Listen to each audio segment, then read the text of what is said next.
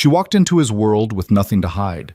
She walked out carrying a secret that would change everything, and he never even saw her leave. If you've ever loved someone who made you feel like the whole world, only to discover you were never even part of theirs, this story is for you. Stay until the end. Like this video and drop a comment telling me what city you're watching from. I want to see just how far this story travels. The yellow shoes were the size of Olivia Carter's palm. She had found them 3 days ago in a boutique on West 57th Street, a tiny shop wedged between a florist and a dry cleaner. The kind of place you walk past 100 times without noticing until the morning your whole life shifted and suddenly every small thing in the world felt enormous. The shoes were soft leather, the color of afternoon sunlight, with a single white button on each strap. They cost $42.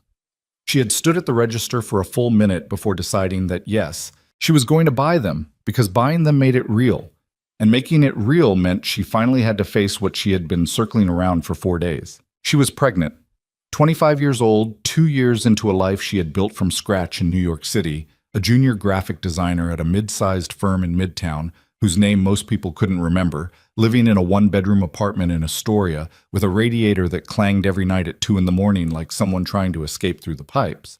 And she was pregnant. The test had come back positive on a Tuesday. By Wednesday, she had taken 2 more. By Thursday, she had driven 40 minutes to a women's clinic in Brooklyn and sat in a paper gown on a padded examination table while a doctor with kind eyes confirmed what the tests had already told her. By Friday, she had bought the shoes. She hadn't told anyone. Not her mother back in Atlanta, not her best friend Priya, who would have had opinions immediately and loudly. Not even Damien, who was the reason for all of it, the only person she actually needed to tell. She had been carrying the shoes in her purse all week, not to show him, not yet, just to have them near her while she rehearsed conversations in the bathroom mirror at work, while she sat on the subway staring at strangers' hands, while she lay awake at 3 in the morning listening to the radiator and trying to organize her fear into something she could speak out loud without her voice breaking. She loved Damien Moretti. She understood on an intellectual level what that meant, what his family was, what his name meant in certain rooms, what the careful silences that surrounded him actually contained. She wasn't naive. She had grown up in Atlanta, the daughter of a woman who worked 2 jobs and had no patience for illusions. And she had arrived in New York at 23 with her eyes open and her trust calibrated carefully. She knew the Moretti name. You didn't spend 2 years in New York's tighter social circles, the kind you accidentally entered through a firm that occasionally did design work for high-end hospitality brands, without hearing it. She had met Damien at a private dinner hosted by a hotel group her firm had partnered with. He had been seated 2 chairs away and had spent the first hour of the meal not looking at her, and then had spent the rest of the evening looking at nothing else. He was 34, dark-haired, broad-shouldered, with a stillness about him that most people confused for arrogance. He had a way of listening that made you feel like the room had shrunk, and you were the only thing in it worth paying attention to. She hadn't meant to fall for him, but 6 months passed, and she had. He was careful with her in ways she hadn't expected. Not soft. He wasn't built for soft, but careful. Deliberate. He showed up when he said he would. He remembered the small things she mentioned without thinking. The name of the professor whose class had made her fall in love with typography. The fact that she couldn't eat cilantro without it tasting like soap. The way she always needed one window cracked open to sleep, no matter how cold it got. He had never said he loved her out loud, but he had never needed to, or so she had believed. Tonight she was going to tell him about the baby. She had rehearsed it 40 times. She was going to pour 2 glasses of water each. Not wine, she wasn't drinking. And sit down across from him at that sleek marble island in his kitchen where they'd eaten takeout on a dozen Friday nights. And she was going to put the ultrasound photo on the counter, and she was going to say it straight because the only way through a hard conversation was through it. She had even decided she was going to put the shoes on the counter beside the photo, because somehow the shoes made it real and tender in a way that words alone couldn't carry. She took the subway to his building on the Upper East Side. The elevator required a key card. She had one. He had given it to her 3 months ago without ceremony, just slid it across the kitchen island one evening and said her buzzing up from the lobby was irritating him. She had laughed. She had kept the card in the inner pocket of her wallet ever since. She pressed the button for the 43rd floor. The elevator doors opened to a private vestibule, marble-floored and softly lit. Damien's penthouse occupied the entire floor. She had been here dozens of times, but the scale of it never fully settled into ordinary. Two staff members kept the place running, a housekeeper named Clara, who was in her late 60s and moved like she owned the place, and a security man named Torres, who was always somewhere nearby, but was so quiet you rarely knew where. She stepped off the elevator. The vestibule was empty. The main door to the penthouse was closed, but not latched. She could see the line of light at the edge of the frame, the door resting against the strike plate without clicking shut. It happened sometimes when the heat was running and the floor expanded. She pushed it open without knocking. She heard the voices before she saw anything, coming from the dining room. Multiple voices, male, low, and layered. The particular frequency of men talking in a space where they believed themselves unobserved. She recognized Damien's voice immediately. That measured baritone, unhurried, with the faint trace of something that had never fully decided whether it was New York or not. She recognized one other voice as his father, Vincent, whom she had never met but had heard Damien on the phone with enough times to know the tenor of that relationship. Respectful on the surface, pressurized underneath. She thought, he has company. She thought, I should wait in the kitchen or come back. She thought, I'll just let him know I'm here so he isn't startled. She took 3 steps toward the dining room, and then she stopped, because she heard her own name. Olivia. Vincent's voice, not Damien's. Flat. The way you might say the name of a problem you had already categorized and filed. This has gone on long enough. A pause. The particular silence of a table full of people who are all deferring to the same person. Then Damien. I'm aware. Are you? Not a question, a challenge, measured and cold. Because from where I'm standing, it looks like you've been spending an awful lot of time with a girl who has no idea what she's walked into. Someone else spoke. She didn't recognize the voice, but it was loose and slightly amused, the voice of someone who was comfortable enough in this room to treat it as entertainment. She's pretty, I'll give him that. She's beautiful. Damien's voice, unguarded, and that note of warmth in it, that exact note she knew, the one she had heard at 2 a.m. when he was tired and his defenses were down, that note cracked something open in the center of her chest. She's smart. She's funny. She doesn't perform. Most women I've been around, there's always a performance. With her, there isn't. She felt her hand press flat against the wall beside her without meaning to. Damien. Vincent again. I know. This family does not need... I said, I know. A silence.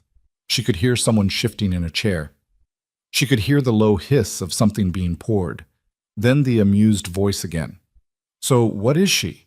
Serious? You thinking of doing something stupid? A beat. She felt her breath suspend itself completely. No.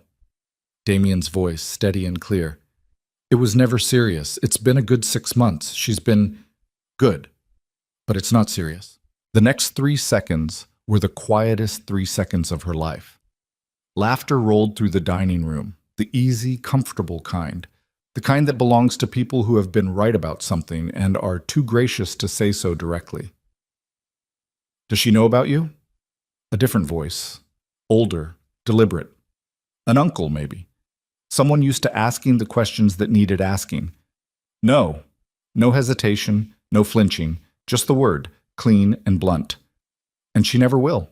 More laughter, softer this time, the polished, private kind. Olivia did not move. She was aware with the strange precision that only arrives in moments of complete internal rupture of the exact physical texture of the moment, the coolness of the wall beneath her palm, the weight of her purse on her left shoulder where the baby shoes and the ultrasound photo sat in the inside pocket, the faint sound of traffic 43 floors below, the way her own heartbeat had gone very slow and very loud, the way her face felt absolutely neutral, the way her body had made the decision her mind hadn't finished making yet. She turned around. She walked back to the vestibule. She pressed the elevator button. The doors opened in 11 seconds. She counted. She stepped in. She pressed L. The doors closed. She did not cry. She did not shake. She did not let herself feel anything in the elevator because if she started feeling anything in the elevator, she would fall apart before she reached the street, and she was not going to fall apart in Damien Moretti's building, where people might see her, where someone might report back, where she might become a story that got told at another dinner table with that same comfortable laughter. The lobby was marble and brass, and a security desk with a man she'd seen a dozen times. She walked past him without making eye contact. She pushed through the glass doors. Cold October air hit her face. She kept walking. She walked 3 blocks before she stopped at a bodega and bought a bottle of water she didn't drink. She stood on the sidewalk holding it and looked at the street. The yellow cabs and the blur of people and the neon signs and the ordinary enormous loudness of New York on a Tuesday night. And she thought, with a clarity that surprised her, he will never know. Not about tonight, not about the baby, not ever. She made the decision right there on the sidewalk outside a bodega on East 73rd Street with $42 yellow shoes in her purse and the city moving around her like it didn't know anything had just ended. He would never know. She didn't go home right away. She walked south for 20 minutes and ended up on a bench in Carl Schurz Park, which was nearly empty at this hour, the East River black and restless beyond the railing. She sat there for a while and let herself breathe. Not cry. She had made a rule about that, at least for tonight. Just breathe. The ultrasound photo was tucked inside a small envelope in the inside pocket of her purse. She had carried it there for 3 days, that ghostly gray image with the small curved shape at the center, the single heartbeat that the ultrasound technician had pointed to with professional warmth and said was strong. She didn't take the photo out now. She didn't need to. She could feel it there the same way she could feel the shoes, the same way she had been feeling the fact of this baby for 4 days like a weight. That was also, in some quieter register, something she didn't have a word for yet. Not joy exactly. Not yet. Something more complicated. Something that would have been joy, she thought, if the evening had gone differently. She sat on that bench until the cold got serious, and then she stood up and walked to the nearest subway station and went home. She didn't sleep. She lay in her dark apartment and listened to the radiator and stared at the ceiling and thought through every practical thing she could think of.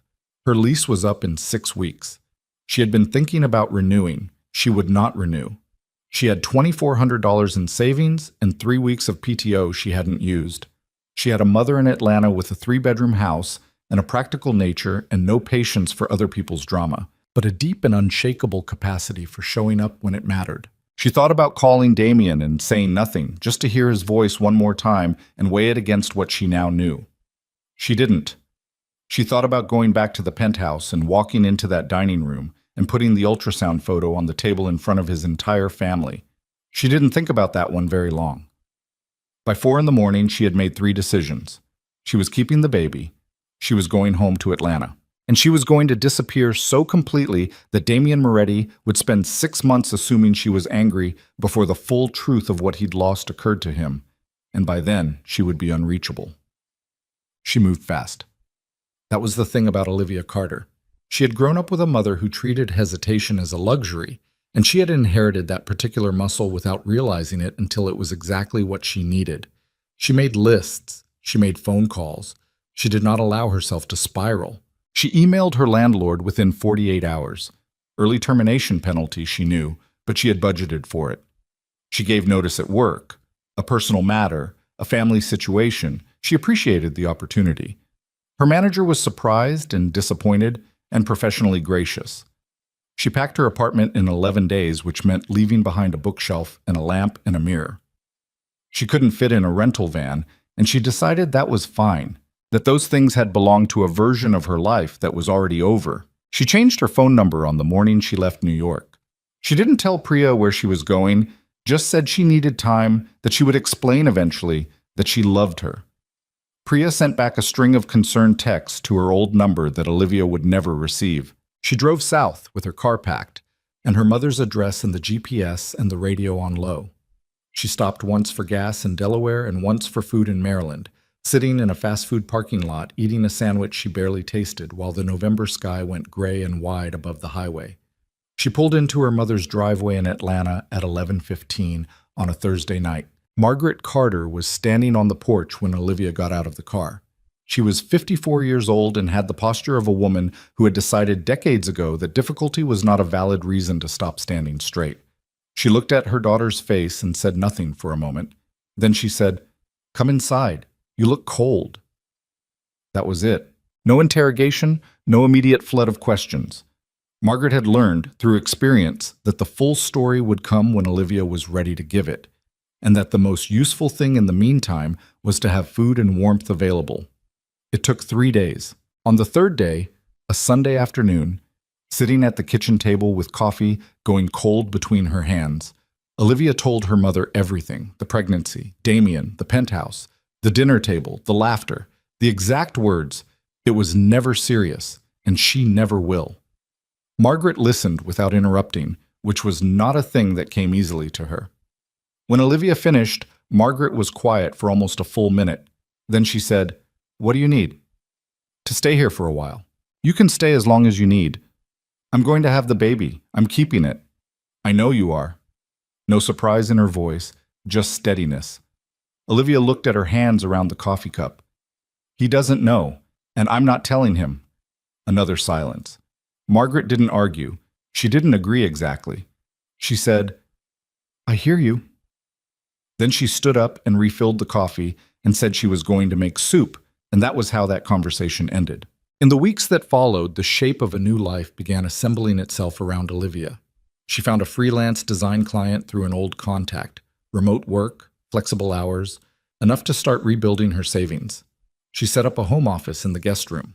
She went to prenatal appointments at a clinic 20 minutes away and came home with updated ultrasound images and a growing awareness of the specific way that love and terror could occupy the same space inside a person without resolution. The baby was due in May. She told herself she did not think about Damien. She thought about him every day. Okay. In New York, Damien Moretti noticed she was gone on the third day. He was not, by nature or by training, a man who panicked. He had been raised in a world where panic was indistinguishable from weakness, and weakness was something you eliminated because leaving it in place was worse than the discomfort of removing it. He had learned to read situations quickly and coldly and to respond with economy. That framework had served him well for 34 years. It failed him completely with Olivia. He called her number on the third day and reached a disconnection message. He tried again. Same. He sent a text that delivered but showed no read receipt, then realized, an hour later, that the delivery confirmation might mean nothing. He had Torres reach out through channels to check the building in Astoria and was told her name was no longer on the lease, that the apartment had been vacated approximately a week ago. He stood in his kitchen and held his phone and did not move for a long time. He assumed at first that she was angry. He ran back through the last few weeks looking for the thing he had said or done. He knew he was difficult, knew his world-imposed demands and absences and cancellations that he had never fully explained to her. He assumed she had hit a wall of frustration and pulled back. He gave it a week. He tried her number twice more. Disconnected. He had Ethan, his cousin, the only person in the family whose judgment he genuinely trusted, reach out through different channels to see if she had left the city. Ethan came back after 4 days with a confirmation. She had terminated her lease in Astoria, given notice at her firm in Midtown, and there was no current record of her in New York, no forwarding address filed anywhere accessible. She had simply ceased to be in New York. Damien was not accustomed to that sensation, the sensation of reaching for something that had been present for 6 months and finding only empty space. He recognized it as the kind of thing that happened when you had underestimated something for a long time and the underestimation finally came due. He did not share this with his family. They would have had opinions, and he did not want opinions. He did not share it with his father, who would have been satisfied in a way Damien could not afford to witness. He tried to work. He flew to Chicago for 2 days of meetings and sat through 3 hours of conversations about territory and supply chains and a business dispute that had been building for months. And he found that he was present in his body, but absent from his attention in a way that had never happened to him before. He came back to New York and stood in the kitchen of his penthouse on a Friday night, the same kitchen island where she had sat a dozen times, where the takeout containers had accumulated, where she had laughed at something he'd said about the food delivery man who always got the wrong order, and he felt the absence with a specificity he couldn't dismiss. Then Clara came to him. She had worked for the Moretti household for 19 years and had learned in that time to be present without being intrusive, to know things without saying them, to offer information only when the withholding of it would constitute a cruelty she couldn't justify to herself. She knocked on the doorframe of his office on a Wednesday evening. He looked up. "Mr. Moretti," she said, I need to tell you something about the night of the family dinner last month. He put his pen down. Miss Carter came that evening, Clara said. She had a key card. She came up while the dinner was still going. She paused. She was in the vestibule for a few minutes. She didn't knock. The silence in the office was absolute. She left before anyone saw her, Clara said. I heard the elevator. I looked at the camera log the next day. I don't know why exactly. I just had a feeling. She was here for about 4 minutes. Damien's voice, when it came, was very quiet. The dinner, while we were... Yes, sir. He didn't say anything else. Clara nodded once and withdrew. He sat in his office for a long time after that. The calculation was not complicated. He had been talking about her at that table, dismissing her in front of his father and his uncle and his cousin with a fluency that still made him cold to recall, describing her as temporary, expendable. A good 6 months. She had been standing 20 feet away. She had heard. She had turned around. She had walked out of his building and out of his city and changed her phone number and left no trail, and she had done it all without confrontation, without tears, without giving him a single moment to explain or justify or apologize, just removed herself completely and closed the door so cleanly he hadn't even heard it shut. He called Ethan. I need you to find her, he said, wherever she is. I need to know she's safe. Ethan knew better than to ask for a reason. He said he'd have something in 48 hours. Then Ethan, being Ethan, thorough, meticulous, constitutionally incapable of giving his cousin half a picture, ran the search wider than Damien had asked. He pulled everything, her last known address, her employment history, her medical records through the systems he had access to that he wasn't supposed to have access to. He found the clinic appointment, Brooklyn, 4 weeks before she had left New York, an obstetrics clinic. He sat with that information for 12 hours before he brought it to Damien. When he did, he laid it on the table without editorializing, just the clinic name, the date, the type of appointment. Damien looked at it for a long time. How far along would she be? He asked. If it was confirmed at that appointment, she'd be around 5 months now. Another silence, the longest one yet. Where is she? Atlanta. Her mother's address. I have it. He flew to Atlanta the next morning. He didn't call ahead.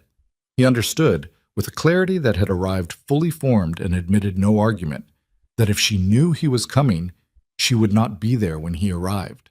She was smart, and she was determined, and she had already demonstrated a capacity for disappearing that he should have taken more seriously the first time. He landed at Hartsfield-Jackson at 9:14 in the morning, rented a car, and drove to the address Ethan had given him. He sat outside the house for a while. It was a modest place in a quiet residential street, small yard, bare-limbed winter trees, a porch with a wooden bench. The kind of house that had been lived in carefully and for a long time. He noted the driveway, a silver Honda with Georgia plates he didn't recognize, and a dark blue sedan that Ethan had confirmed was registered to Olivia. She was here. He thought about knocking on the door. He decided against it. The element of her choice mattered, the opportunity for her to choose whether to face him or not, and showing up at her mother's door removed that choice. He went instead to a coffee shop 2 blocks away and spent the morning there, and in the early afternoon he drove to a grocery store that Ethan had noted she used. It was on her credit card statements, a Kroger about 1.5 miles from her mother's house, and parked and waited. He wasn't certain she would come. She came at 3:40 in the afternoon. He saw her across the parking lot before she saw him. She was wearing a heavy coat and had her hair pulled back, and she was moving with that particular focused efficiency he had always associated with her. Not hurried exactly, but purposeful, like she had a list in her head and was working through it. She had a basket on her arm. Then he saw the coat, the way it sat. He had not let himself fully assemble the reality of it until this moment, had held it at a remove, treated it as information rather than fact. Seeing it in the flat afternoon light of a grocery store parking lot in Atlanta was different. It arrived in his chest like something structural giving way. She was 5 months along. She turned to grab a cart from the rack and she saw him. Everything stopped. He watched her face go through 3 things in under a second: recognition, grief, and then something harder than either. She straightened. She held the cart handle. She looked at him across 30 feet of parking lot with an expression that contained absolutely nothing she was willing to give him. He walked toward her. She said, "Don't." One word, flat and quiet and completely final. He stopped. "Olivia." She looked past him, then back. Not at his face, at a point just beside it, the way you look when you are holding a difficult conversation with someone you cannot afford to look at directly. "You have nothing to say to me that I want to hear." "You're right," he said, "but I'm going to say it anyway." She made a small sound that wasn't quite a laugh. "Of course you are." She started moving toward the store entrance. He kept pace with her, not too close. "Clara told me." She stopped walking. "About the evening you came. The dinner." He made himself say it plainly. "You were there. You heard everything I said." She was still for a moment. Then she said, "And now you feel bad." Her voice was controlled in the precise way that voices are controlled when the alternative is falling apart. "Great, congratulations, that's wonderful for you. I'm not here to feel bad at you, I'm here because—" "Go home, Damien." "No." She turned to face him fully then, and what was in her face was not anger. Anger would have been easier. It was something flatter and more exhaustive than anger. The expression of someone who has been through a grief and has come out the other side into a place where the grief has become simply the shape of things, and they are not going back.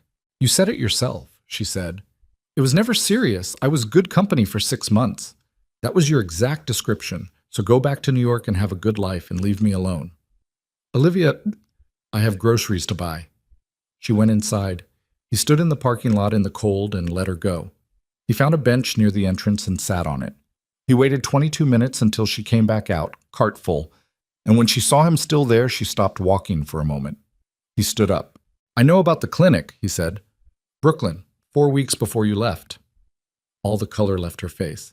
He did not press it. He simply said, "I'm sorry for everything you heard that night. I'm sorry for every word of it. What I said it because my father was at that table and I was doing what I always do in that room, which is say what keeps the peace and protect myself and not think about the cost. That's not a reason. It's an explanation, and it's a bad one, and I know it." She was looking at him now, really looking, for the first time. "I'm not asking you for anything," he said. "I'm not here with demands. I just needed you to know that I know. And I needed to ask you—" He stopped, steady. "Are you pregnant?" The parking lot was very quiet. She looked at him for a long time. Then she loaded her groceries into the trunk of her car, got in, started the engine, and drove away. He stood there and watched until her taillights disappeared at the intersection. He had his answer, not in what she said, in what she didn't. He booked a flight back to New York for the following morning, but did not take it. He sat in his hotel room that night, a clean, unremarkable business hotel near the airport, and thought about what he was going to do. Not in the abstract, in practice. Practically, concretely, in the way he thought about every other problem his world produced, which was to identify the real shape of the thing and then respond to the real shape rather than the version of it that was easiest to address. The real shape of this was, she was pregnant with his child. She was 5 months along. She was in Atlanta with her mother, which meant she had support and stability and had made her peace with doing this alone. She had made a decision to exclude him, and she had made it for reasons that were his fault entirely, and she was not wrong to have made it. The question was not whether he deserved to be excluded. He very probably did. The question was what kind of man he was going to be about it. He had spent 34 years being a specific kind of man, the kind who ran a criminal organization that his father had built and handed down to him like a property deed, who made decisions about territory and violence and money with the practiced calm of someone who had grown up in rooms where those decisions were made before dinner. He was not stupid about what that made him. He did not dress it up. But sitting in this hotel room in Atlanta, he thought about the yellow shoes. He hadn't known about them. He hadn't known she had come to the penthouse that night carrying them, carrying the proof of a future she had gathered the courage to offer him. And he had shattered that courage with 15 words at a dinner table without even knowing she was there to hear it. He thought about that. He thought about it for a long time, then he picked up his phone and called Ethan.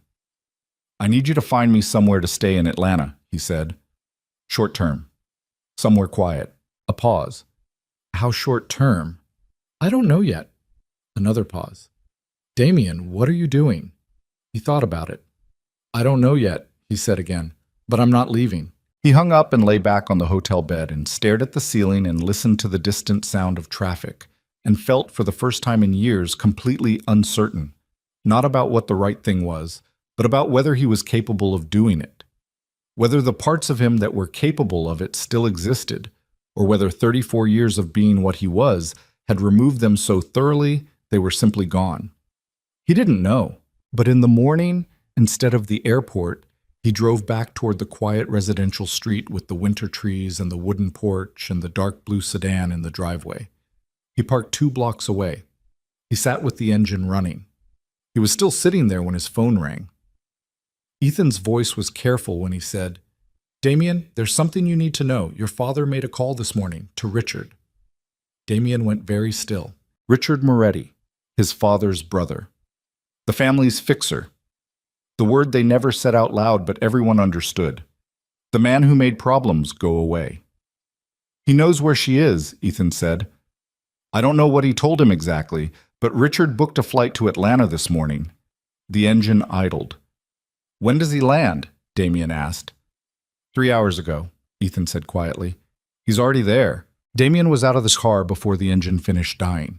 He didn't run. Running attracted attention. And attention in a quiet residential Atlanta neighborhood at 11 in the morning was exactly the kind of thing his family had spent decades teaching him to avoid. But he walked fast, phone already at his ear, calling Ethan back before he'd reached the corner. Where's Richard now? I don't have eyes on him. I just have the flight record and a car rental out of Hartsfield. Black Escalade. I can get the plate in. Get it now. He turned onto her mother's street and slowed. The block was ordinary and still. A dog walker at the far end, a kid's bicycle tipped over on a lawn, the kind of suburban quiet that made everything feel slower than it was. He scanned both sides of the street. The black Escalade was parked directly in front of Margaret Carter's house. He stopped walking. The vehicle was empty, which meant Richard was already inside. Damien put his phone in his pocket and crossed the street. He didn't knock. He tried the door handle and found it unlocked and pushed it open and walked in. And the first thing he saw was his uncle standing in the middle of a modest living room with his jacket buttoned and his posture correct and a manila envelope in one hand, the kind of envelope that meant a number had already been decided and written down, and Olivia sitting across from him on a floral couch with her arms crossed and her chin up, and an expression on her face that he recognized immediately as the expression she wore when she had made a decision and was waiting for the rest of the world to accept it. Her mother was standing in the doorway to the kitchen, and Margaret Carter was not the kind of woman who stood in doorways without a reason. She was watching Richard the way you watch something you hadn't decided whether to throw out yet. Richard turned when Damien came in. He was 61 years old, Vincent Moretti's younger brother by 4 years, and he had the particular quality of a man who had spent his entire life being useful to someone more powerful than himself, and had convinced himself this was the same as having power. He was silver-haired and impeccably dressed, and his face, when he saw Damien, went through a quick private calculation before settling on something neutral. Damien, he said, I wasn't aware you were in Atlanta. Clearly, Damien looked at the envelope. What's in it? A pause. That's a private conversation but what's in the envelope, Richard? Richard's jaw tightened slightly. He set the envelope on the coffee table between himself and Olivia with the deliberate care of a man who wanted to make the gesture look like a reasonable offer rather than what it actually was. Your father is prepared to be generous, he said. Miss Carter could live very comfortably. The child would have everything it needs. All we're asking, get out. The room went quiet. Richard looked at him steadily. Your father sent me here. I know who sent you. Damien stepped further into the room, and something in how he moved made Richard go very still, because Richard had known Damien his entire life and knew the difference between the man performing control and the man who had stopped performing entirely. I'm telling you to get out of this house, right now, and I'm telling you to call my father tonight and tell him that if anyone from this family comes near her again for any reason, they will answer to me personally, not through lawyers, not through letters. To me, silence. Margaret Carter had not moved from the kitchen doorway. She was watching Damien now with a new quality of attention. Not approval exactly, but the careful look of a woman recalibrating, Richard picked up the envelope from the coffee table slowly. "You're making a mistake," he said. "Then it's mine to make." Richard looked once at Olivia, a flat, assessing look that contained no apology and no warmth. And then he walked past Damien and out the front door without another word.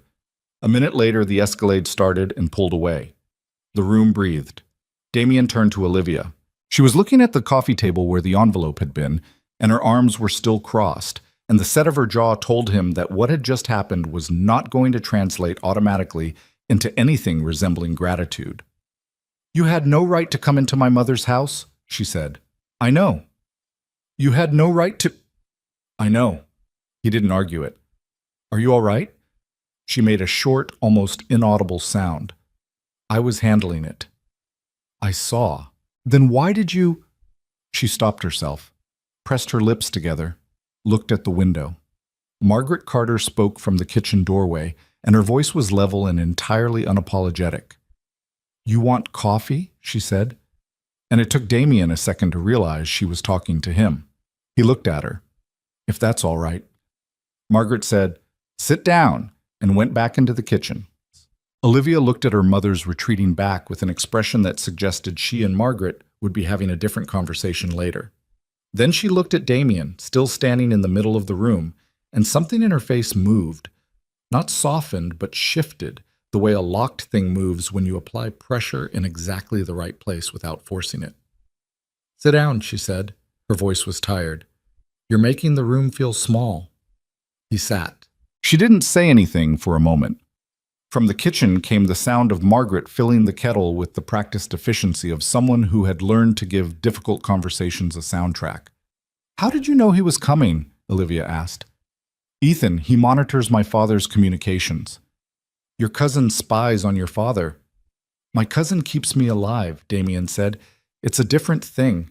She looked at him then, really looked, in that direct way she had that he'd always found disarming because most people in his world had learned not to look directly at things. "What did your father say to you when he found out?" "He didn't tell me. He went around me." "Why?" "Because he knew I'd tell him no." Olivia was quiet for a moment. Outside, a car passed slowly. The kettle in the kitchen began its low build toward a boil. "What was in the envelope?" she asked. "Money. A legal agreement. Something that would keep you comfortable and keep the Moretti name out of anything related to the child." He said it flatly, because she deserved flatness, not euphemism, not managed language. "My father thinks in terms of problems and solutions. You and the baby are a complication he wanted resolved quietly." She looked at the table. "And you?" she said. "What do you think in terms of—" He was quiet for a moment. "I'm working on that." Margaret came in with 2 mugs and set them on the table without ceremony and went back to the kitchen, and Damien understood that Margaret Carter's version of graciousness was to give them the room while staying close enough that she could hear everything, and he respected it. Olivia wrapped both hands around the mug. Her knuckles were tight. She was looking somewhere past him. "I need you to understand something," she said. "What you walked in on today, what your father tried to do, that's the world you come from. That's not a surprise to me. I knew what your family was. I was never naive about it." She paused. "What I was naive about was you." He took that without flinching. "I thought—" She stopped, started again. 6 months. That's a real amount of time. I wasn't imagining what was between us. I know I wasn't. So when I heard you say what you said at that table, it wasn't just that you hurt me. It was that I couldn't trust my own judgment anymore. About you, about myself, about what I thought I knew. "You weren't wrong," he said, "about what was between us." "Then why did you say it?" "Because my father was in the room." The words came out rough and honest and not very flattering. "Because I have spent my entire life saying what that room needs to hear. It's not a habit. It's a survival mechanism that I've never once questioned because I never had to. Until now." She was looking at him.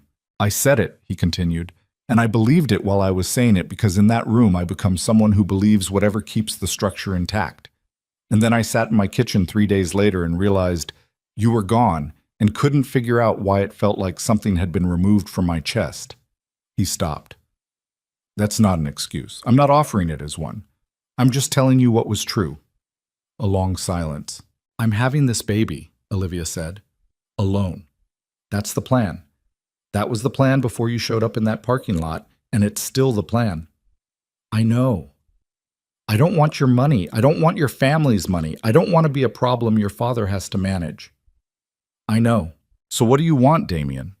Her voice cracked slightly on his name, the first fracture in all that controlled steadiness, and she pressed her lips together and steadied herself. Because you're here, and you could have left. So what do you actually want? He thought about the yellow shoes he had found out about through Ethan, because Ethan had been thorough. The $42 shoes and the soft leather the color of sunlight, the ones she had been carrying in her purse when she came to the penthouse that night. He didn't say that.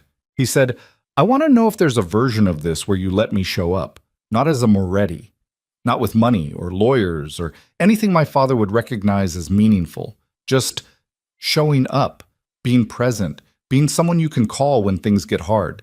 She stared at him. You burned that, she said. You burned it in front of your whole family, and you laughed. Yes. And now you want me to hand you another one? I want you to decide that, not me. He met her eyes. I'm not asking you to forgive anything. I'm not asking you to trust me. I'm asking you to tell me if there's a door, even a small one, and I'll stand outside it for however long it takes. The room was very quiet. Olivia looked at the steam rising from her coffee mug. She pressed one thumb against the ceramic handle, slow and deliberate. She breathed once, long and careful. Then she said, You should go back to New York. Olivia, I'm not saying never. Her voice was very controlled. I'm saying not yet. I'm saying I need you to not be in this city right now while I'm trying to figure out how to make a life that works. I can't think with you here. I can't. She stopped. I need time. He looked at her for a long moment. Then he stood. All right. He picked up his jacket, walked to the door. He stopped with his hand on the frame and turned back once. The envelope Richard brought, he said. He took it with him. But my father will try again. A lawyer next time, probably, or through channels that look more official. He held her eyes. Don't sign anything. Call me first. I don't care what time it is. She didn't respond. He nodded once and went out. He sat in the rental car 2 blocks away for 20 minutes before he started the engine. Then he drove to the airport and sat in the departure lounge and stared at the gate board and thought about what she had said, not yet, and what it cost her to say even that much, and whether he was the kind of man who could stand outside a door without forcing it. He thought he might not be. He thought he was going to have to become one. He booked the flight back to New York and stared out the airplane window at Atlanta spreading below him and felt the distance accumulating between himself and that quiet street and told himself that distance was what she needed and that he was going to give it to her even if it was the hardest thing he'd done in a life that had contained genuinely hard things. He was back in New York by 9 that night. By 10, his phone rang. His father. He let it ring. Vincent Moretti did not accept being ignored. He showed up at the penthouse the following morning unannounced, which was his prerogative as the man who had built everything Damien stood on, and he exercised it with the easy authority of someone who had never seriously considered that his access might one day be contested. Damien was in the kitchen when Torres announced him. He told Torres to let him up. Vincent Moretti at 68 was a broad, deliberate man with gray at his temples and the particular bearing of someone who had learned very early that rooms rearranged themselves around him and had spent his entire life allowing them to do so. He came in, took off his coat, handed it to Torres without looking at him, and walked into the kitchen and sat at the island like it was his own house. Damien put a cup of coffee in front of him and leaned against the counter opposite. "Richard tells me you threw him out," Vincent said. "I did." "In front of the woman?" "Yes." Vincent turned the coffee cup once on the marble, a small, deliberate motion. "I want to understand what you think you're doing." "I'm handling it." "You're not handling it. You're making it worse." Vincent's voice was patient in the way that things are patient when they are also immovable. "There is a simple situation here, Damien. A woman who knows things she shouldn't. A child who will carry your name whether we want it to or not. These are complications that can be managed cleanly or messily, and I sent Richard to manage them cleanly, and you— She's not a complication." Silence. Vincent looked at him. "She is the mother of my child," Damien said. "And the child is mine. And I'm telling you, as clearly as I can, that any action this family takes toward either of them without going through me first will be treated as a direct move against me. The kitchen was very quiet. You don't mean that, Vincent said. I've never meant anything more. Something shifted in his father's face. Not anger exactly. Something older and colder. The look of a man reappraising a structure he thought he understood. You would challenge me. Over a woman you've known 6 months.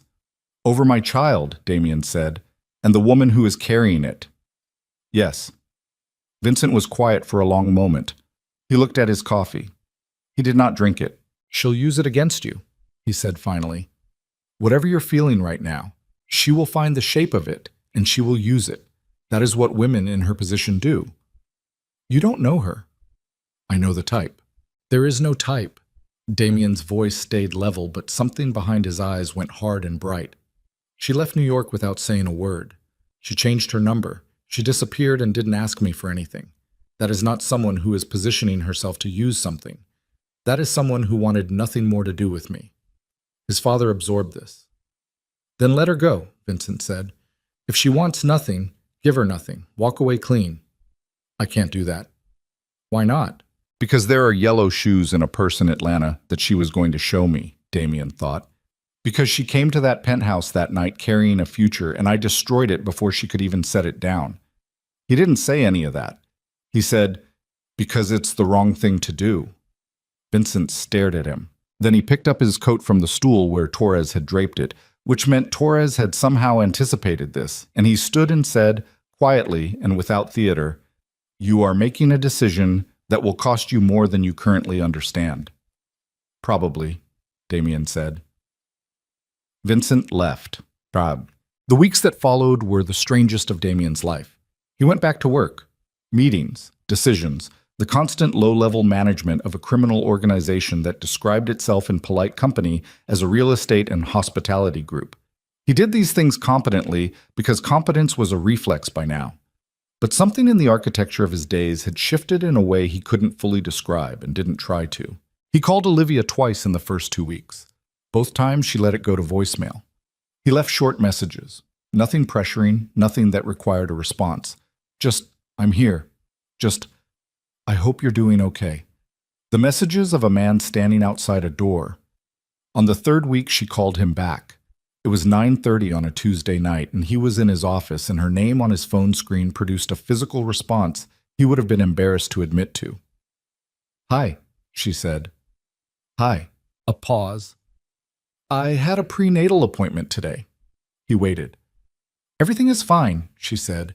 The baby is fine. Growing the way she's supposed to. He absorbed that. She? He said, keeping his voice very careful. A pause that contained something complicated.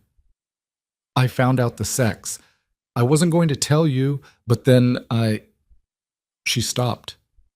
She's healthy, that's all. I just thought you should know she's healthy. He sat very still. Thank you, he said, for telling me. Another pause, shorter. I have another appointment in 4 weeks, she said. In Atlanta. It's just a standard checkup. She stopped again, and what followed was silence that had a particular texture, the silence of someone standing at the edge of something they haven't decided about yet. I'm not inviting you, she said carefully. I'm just telling you. He understood exactly what she was telling him. I'll be in Atlanta, he said. A breath. Okay. She hung up. He sat in his office for a long time after that, with his phone face down on the desk, and the city humming 43 floors below, and something in his chest that had been locked closed for 34 years, making a sound he didn't entirely recognize. 4 weeks. He could give her 4 weeks. He was 3 days into those 4 weeks when Ethan came to him with a look on his face that Damien had learned to read over 30 years of knowing him. The look that meant the thing he was about to say was not the kind of thing he wanted to say. Your father had a meeting yesterday, Ethan said, with the Caruso family. Damien went still. Specifically with Marco Caruso, Ethan continued.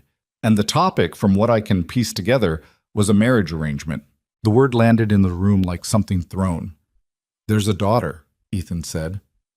28, Elena Caruso. The alliance would consolidate the Caruso territory on the eastern seaboard with our distribution network. Clean, profitable, political. He paused. And it would make the situation in Atlanta irrelevant, publicly, strategically. Your father would present it as moving forward. Damien said nothing. He's moving fast, Ethan said. The Carusos want an answer in 2 weeks. If your father commits to it, it becomes a family obligation. Not just his, yours. He looked at his cousin steadily. It would mean the end of whatever you're trying to build in Atlanta, Damien. Completely. The office was silent. Damien stood up slowly and went to the window and looked out at the city. The skyline he had grown up inside. The geography of power he had always navigated without questioning its coordinates, and felt the walls of it closing in a way they never had before. 2 weeks.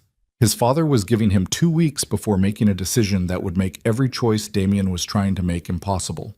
He turned from the window. Get me on a flight to Atlanta, he said. Tonight. Ethan didn't move immediately.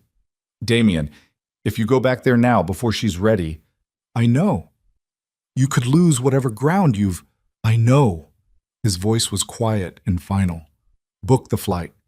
Ethan looked at him for a moment longer. Then he took out his phone. The flight landed at Hartsfield-Jackson at 11:47 at night. Damien had not called ahead. He understood, sitting in the back of the car Ethan had arranged, that showing up in Atlanta at midnight without warning was the wrong move, that it would read as exactly the kind of pressure he had promised himself he would not apply. He understood this clearly and chose to do it anyway, because the alternative was sitting in New York for 2 weeks, while his father built a wall around him brick by brick, and by the time Olivia was ready to open any door at all, there would be no door left to open. The driver took him to the hotel he'd stayed in before. He checked in. He sat on the edge of the bed in his coat and called Olivia. It rang 4 times and went to voicemail. He waited 10 minutes and called again. Voicemail. He sent a text. I'm in Atlanta. I need to talk to you. Something's happened with my father. I'm not asking to come over tonight, but I need you to call me back. He stared at the phone for 20 minutes. Nothing. He took off his coat and his jacket and his shoes and lay back on the hotel bed with his phone on his chest and stared at the ceiling and listened to the particular silence of a city that wasn't his and thought about his father sitting across a table from Marco Caruso with the practiced ease of a man conducting a transaction that was also, incidentally, the destruction of his son's life. He thought about Elena Caruso. He had met her twice at family functions, a composed, intelligent woman who had nothing to do with any of this, and deserved better than being deployed as a strategic instrument. He thought about what it would mean to his father to complete that alliance. The territory, the money, the clean public narrative of a Moretti heir settled and aligned with the right family. And Olivia in Atlanta, unreachable, carrying a daughter nobody at that table would acknowledge.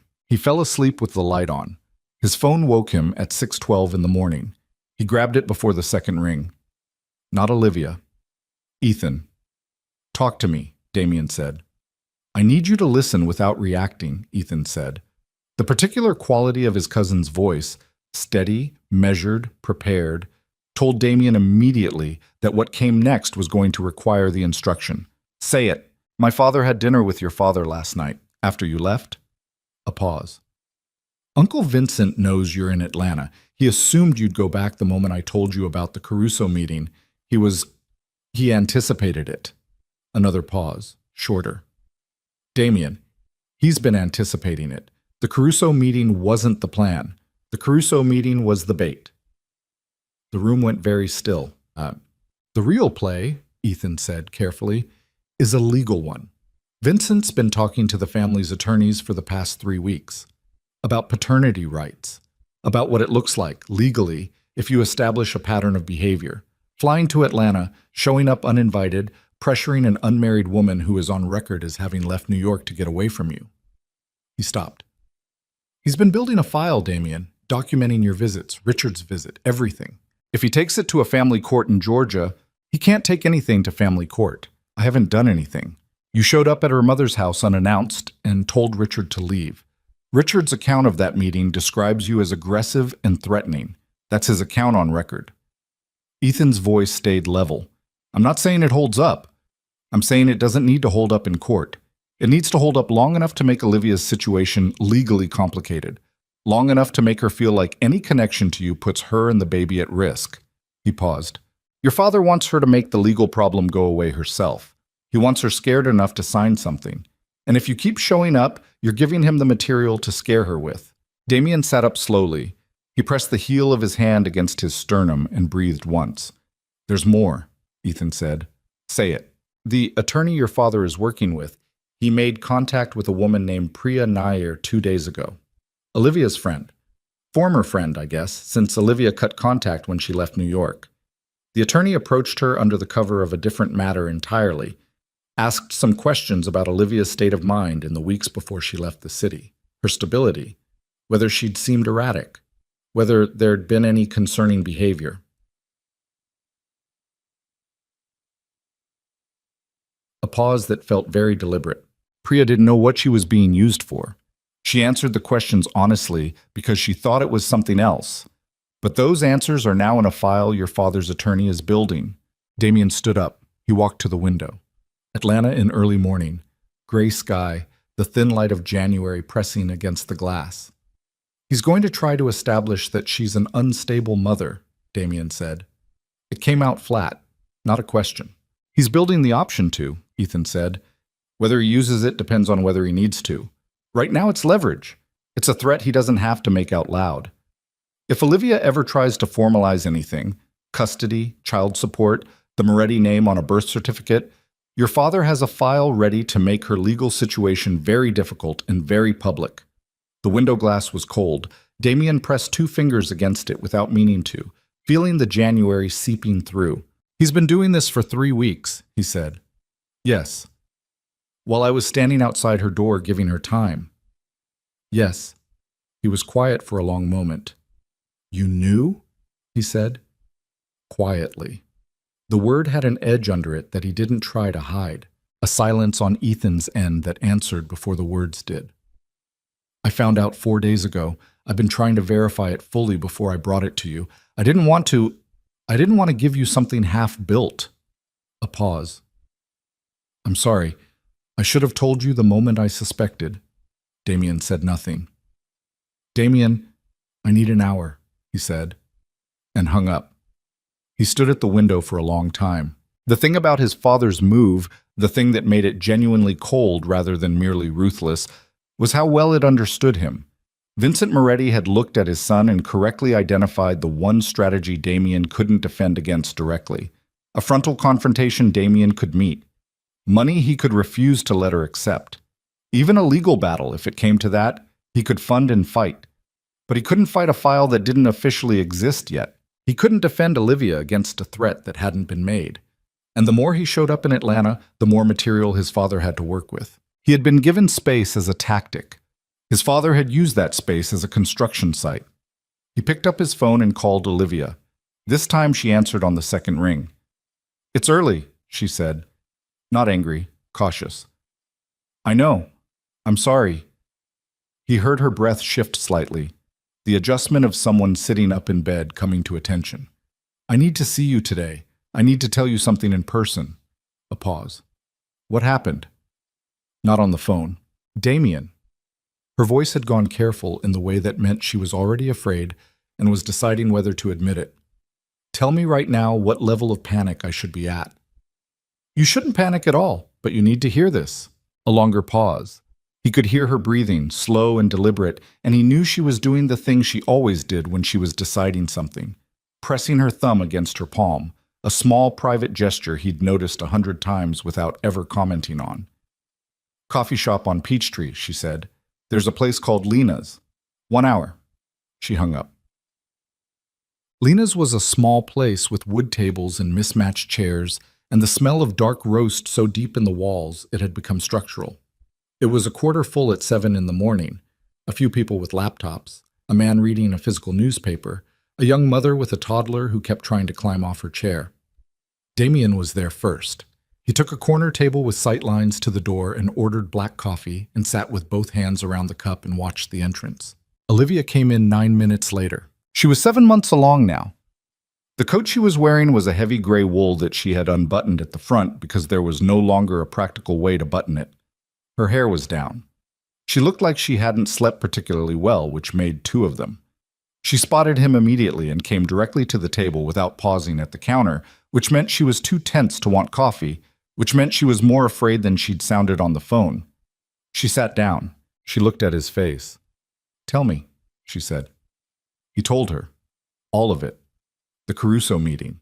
Ethan's call. The attorney. Priya. The file.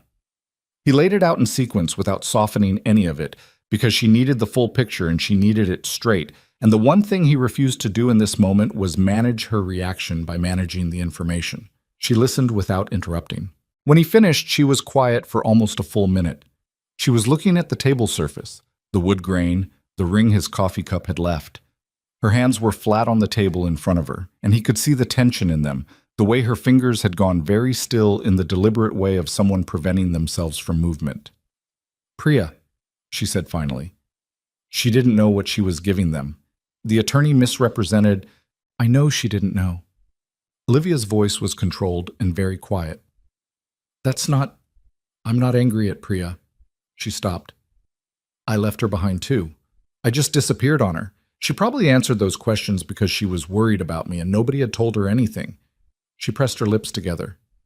"That's on me. It's on my father." "Yes." She looked up at him. Her eyes were steady, but there was something moving behind them. Not tears, something older and harder than tears. "He's telling me that if I try to make any of this legal, if I put your name anywhere near my daughter's life officially, he will make it a fight I can't win. He's building the threat. He hasn't made it yet." "He doesn't have to make it." She said it quietly and with perfect clarity, like someone reading a translation of something she already understood. "That's the whole point. He just has to make sure I know it exists." She sat back slightly. "He's very good at this." "Yes," Damien said, "he is." She looked at him for a long moment. "And where are you in all of this?" she said. "Because you're his son. This is your family's machine into Shamasais, and you're sitting here telling me how it works. Which I appreciate, I genuinely do. But I need to understand, what does Damien Moretti actually do about his father? Not what does he intend, not what does he want. What does he actually do?" The coffee shop noise filled the space between them. The toddler at the other table said something emphatic in toddler language, and the mother laughed softly. "I'm going to go see my father today," Damien said, "and I'm going to tell him to shut it down. And if he doesn't," he met her eyes, "then I make it public." She blinked. "What?" "Every operation my father runs exists in the shadow between legitimate business and what it actually is. That shadow requires the cooperation of a lot of people who need to believe the legitimate part is real." He said it without drama, just fact. "If I make the existence of this file public, if I make it known that Vincent Moretti is using family attorneys to build a case against the unmarried pregnant woman his son was involved with, it doesn't matter that it never goes to court. The story is the weapon. I give that story to the right people. It lives in the room for years. Every business conversation he tries to have, every alliance he tries to build, it's in the room." Olivia was staring at him. "You'd burn your own family," she said. "I'd burn a specific operation my father built to threaten the mother of my daughter." He said, "Those are different things." She was quiet for a long moment. "He'll never forgive you." "Probably not. Your position in the family is already different than it was." His voice stayed level. "I'm not naive about what this costs. I've been thinking about it since 6 this morning, but I need you to understand that I am not operating inside my father's plan anymore. I'm done letting him move pieces and then reacting." He leaned forward slightly.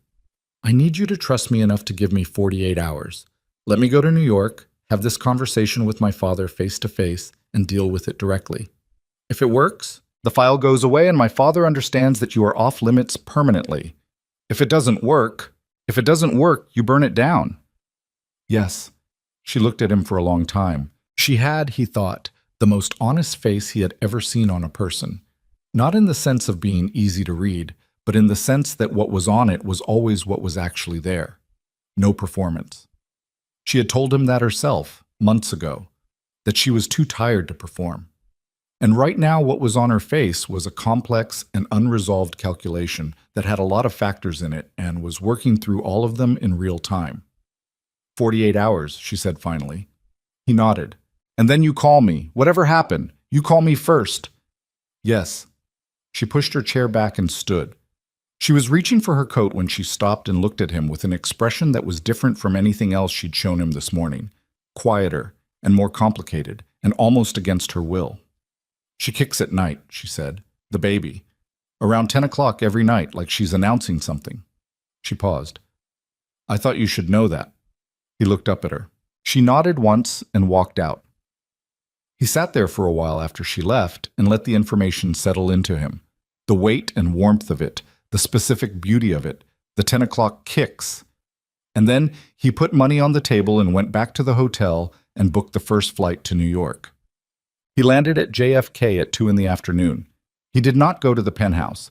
He went directly to his father's office in a building on Park Avenue that presented itself to the world as the headquarters of a real estate development group and was, in practice, the nerve center of the Moretti organization's legitimate infrastructure.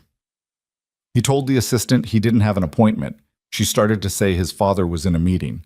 He walked past her.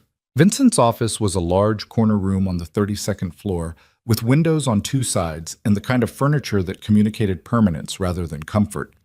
Vincent was indeed in a meeting. Two men Damien didn't recognize, suits and cautious postures, the particular energy of people who knew they were in a room where real things got decided. Vincent looked up when Damien walked in. I need the room, Damien said, not to his father, to the two men. They looked at Vincent. Vincent said nothing for a moment. Then he said, Give us 10 minutes. They gathered their things and left without making eye contact with Damien. The door closed.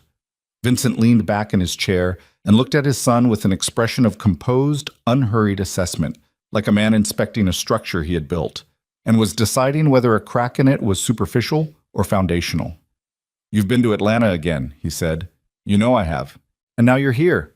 At 2 in the afternoon without calling. He tilted his head slightly. You look tired. Close the file, Damien said. Silence. The attorney's file. The material from Priya Nair. Whatever your legal team has been building for the past 3 weeks on Olivia, close it, destroy it, and call off anyone in this organization who is anywhere near her or her mother. He kept his voice even. I'm not asking.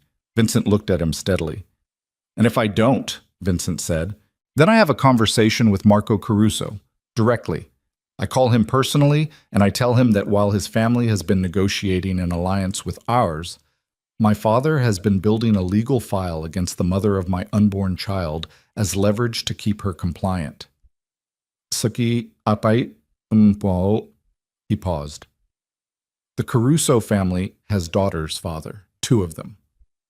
Marco Caruso does not do business with men who build legal cases against pregnant women.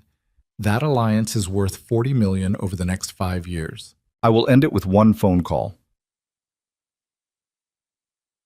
Vincent was very still.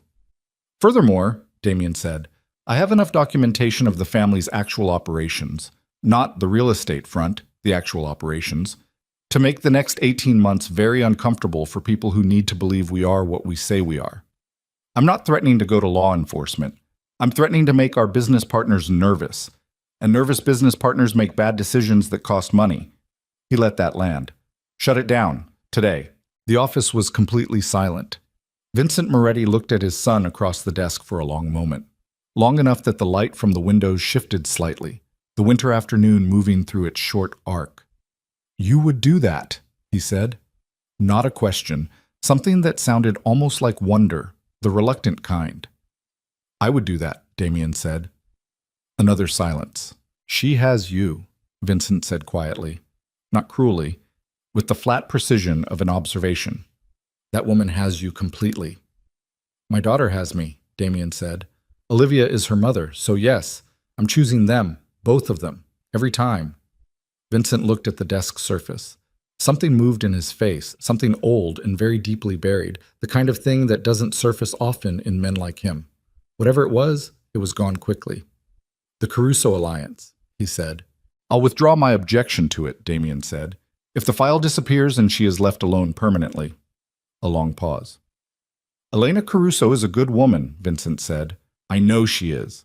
Find her a good man. He held his father's eyes. Shut it down, father. Today.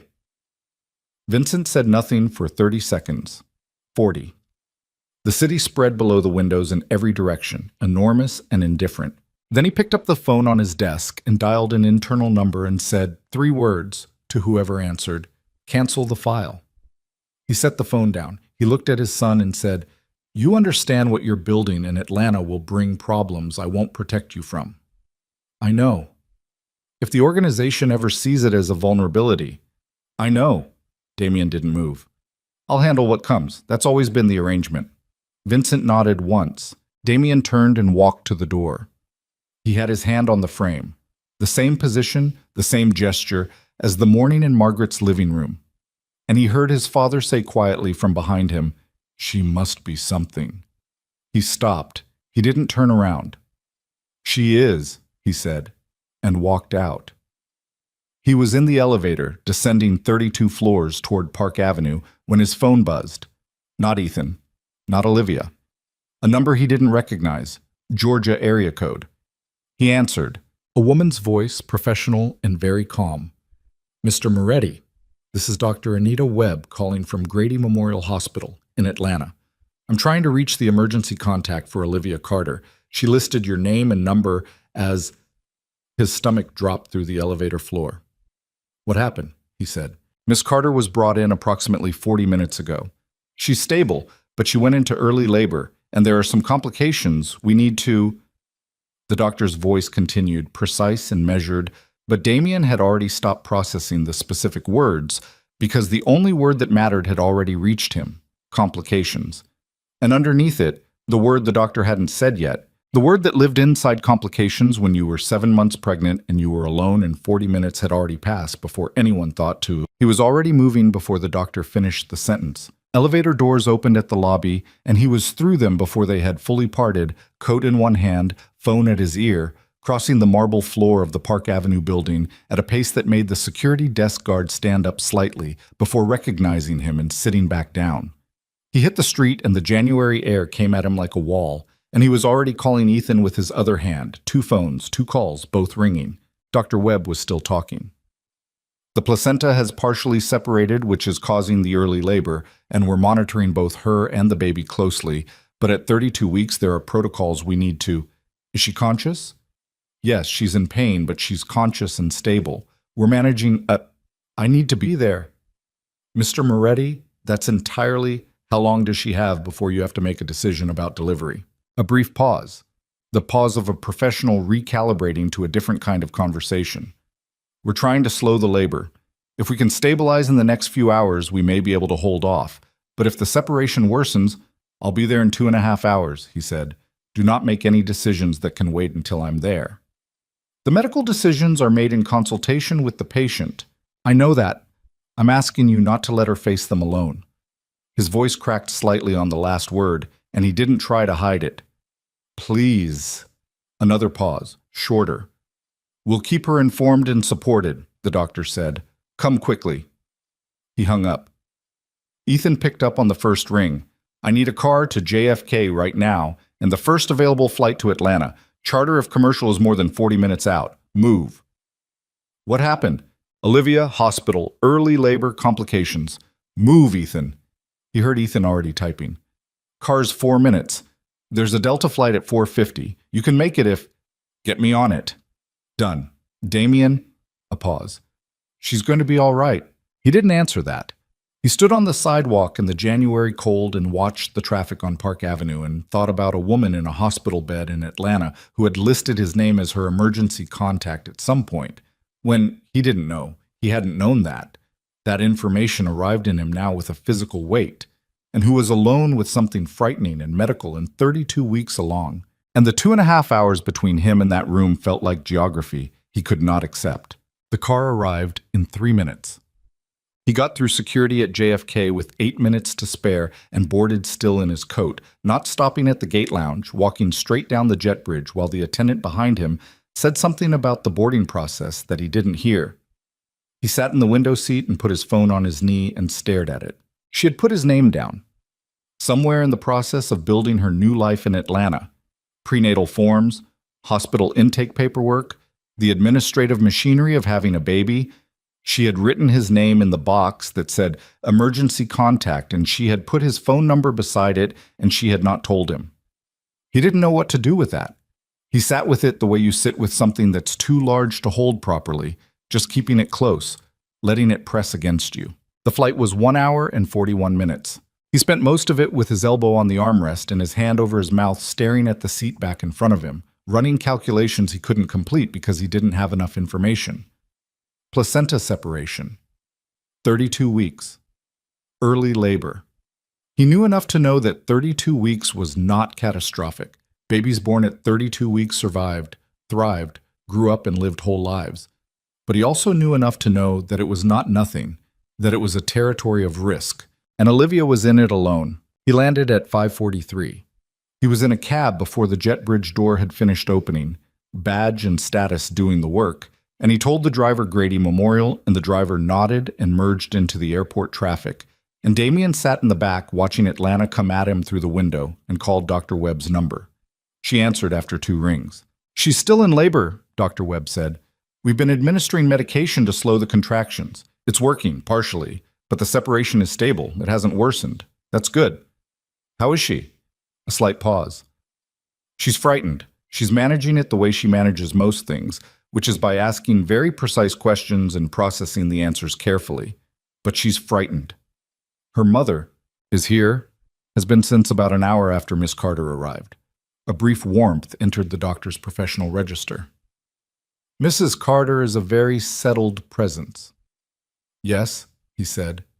"She is. Mr. Moretti, when you arrived, she knows you're coming. I told her you called. I hope that was all right." He stopped. "What did she say?" "She said," a pause, like the doctor was deciding something. She said, "Okay." He hung up and looked out the window at the highway and thought, "Okay." In Olivia Carter's language, okay from a hospital bed at 32 weeks meant something. He didn't know exactly what, but it meant something. Grady Memorial was a large urban hospital, broad, loud, the particular organized chaos of a place that handled everything and paused for nothing. He went to the maternity ward on the 4th floor and gave his name at the desk, and a nurse led him down a hallway that smelled of antiseptic and floor wax, and the peculiar tension of places where consequential things were constantly happening behind closed doors. The nurse stopped at room 412. She knocked twice and opened the door. The room was small and utilitarian. One bed, monitoring equipment, a chair that Margaret Carter was occupying with her coat still on, and her hands folded in her lap in that way she had, the posture of a woman who had decided this situation would not exceed her capacity to manage it. She looked at Damien when he came in without surprise and without particular warmth, but without hostility either. The look of a woman who had decided to defer her judgment until more information was available. Olivia was in the bed. She had a fetal monitor strapped around her abdomen and an IV in her left arm, and the hospital gown that reduced everyone to the same vulnerable register, regardless of anything else about them. Her hair was loose and her face was pale, and she was looking at the ceiling when he came in, and then she looked at him. He crossed the room and stood at the side of the bed. "Hi," she said. Her voice was rough, not from crying, he thought, but from the particular exhaustion of managed fear sustained over several hours. "Hi." He looked at the monitors. The heartbeat line moved in its steady rhythm. "How are you feeling?" "Like someone is trying to evict my daughter 6 weeks early." A short breath through the nose, not quite a laugh. "The doctor says if they can keep the contractions slow for another 12 hours, the separation might stabilize enough to not need emergency delivery." She looked at the monitor. "We're at hour 3. He pulled the second chair, a plastic thing from the corner, to the side of the bed and sat in it. Margaret watched this without comment. "You didn't have to come," Olivia said. "Yes, I did." She looked at him, not arguing, just taking it in. "You put my name down," he said, quietly. She looked away, at the monitors. "I did it weeks ago, after the grocery store. I don't entirely know why." "I do," he said. She didn't ask him to explain. He didn't, Margaret said from her chair. I'm going to get coffee. She stood. She looked at Damien for a moment, a long, assessing look that contained an entire chapter's worth of things she was choosing not to say. And then she walked out and closed the door. The room was very quiet except for the monitor. Olivia shifted slightly in the bed, adjusting her position with the careful movement of someone working around discomfort. And he almost reached for her arm and stopped himself. And then she said, without looking at him, "You can," and stopped. Tried again. It helps to have something to hold on to during the contractions. He reached out and put his hand over hers on the bed rail. She didn't look at him, but her hand turned over and her fingers closed around his, and she held on with a grip that was tighter than he expected and said nothing, and he said nothing, and the monitor kept its rhythm. They sat like that for a while. "Did you talk to your father?" she said eventually. "Yes." "And?" "The file is gone. He shut it down before I left the building." She absorbed that. "How?" "I gave him leverage in a different direction." He paused. "It cost some things, but nothing that matters more than this." She looked at him then. "What did you give up?" "Nothing that was mine to keep." She studied his face for a long moment, that honest, direct look. And then another contraction came, and he felt it in her grip before he saw it in her face, her hand tightening around his fingers, her breath going short and controlled, her jaw set. He sat still and let her hold on and kept his eyes on her face and said nothing, because there was nothing to say that would be more useful than simply not moving. It passed after 40 seconds. She released a long breath. 12 years ago, she said, when she could talk again. My mother went through something like this. Not exactly the same, but she had a scare with a pregnancy that didn't work out. And she told me once that the thing she remembered most wasn't the physical part. She stopped. It was being alone in a room and understanding that the fear didn't care about anything she'd decided. It just came. He listened. I've been very decided, she said, about all of this, about what I want and what I don't want, and what you are and aren't allowed to be. She looked at the ceiling. And then you're lying in a hospital room and the fear comes and you're not decided about anything anymore. You're just... She stopped. Present. Yes, he said. I'm not saying anything has changed. I know. I'm not saying you get to... Olivia. His voice was very quiet. I know. I'm not asking for anything. I'm here. That's all. She closed her eyes. 12 hours. They had 12 hours to find out if the body would cooperate with what everyone needed it to do. He did not leave the room. Margaret came back with coffee, and the three of them maintained a careful, pragmatic truce. Margaret in her chair, Damien in his, Olivia in the bed, the monitor marking time with its steady line. Dr. Webb came in every 90 minutes and checked the readouts and adjusted the medication and spoke to Olivia in the measured, informative way of a doctor who respected her patient's need to understand exactly what was happening. At hour 7, the contractions had slowed significantly. At hour 9, Dr. Webb said the word they'd been waiting for: stable. The separation had not worsened.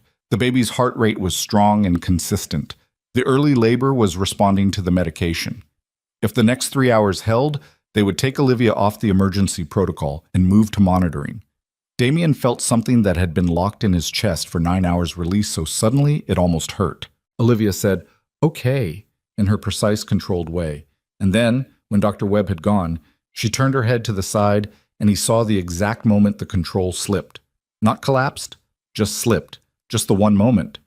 And she pressed the back of her free hand against her mouth and breathed out very slowly, and her eyes were bright, but nothing fell. Margaret stood up and came to the other side of the bed and put her hand on her daughter's hair and said nothing, which was the right thing. Damien kept his hand where it was. At hour 11, Olivia slept. Her grip on his hand loosened as she went under, gradually, then fully, and he sat in the chair and watched the monitor and let her sleep. Margaret watched him from the other chair. She had been watching him in the particular peripheral way of someone conducting a long assessment for the past 11 hours. He was aware of it. He didn't address it. He understood that Margaret Carter would reach her verdict in her own time, and that nothing he said would accelerate it. At some point past midnight, she said, quietly enough not to wake Olivia, "She named the baby." He looked at her.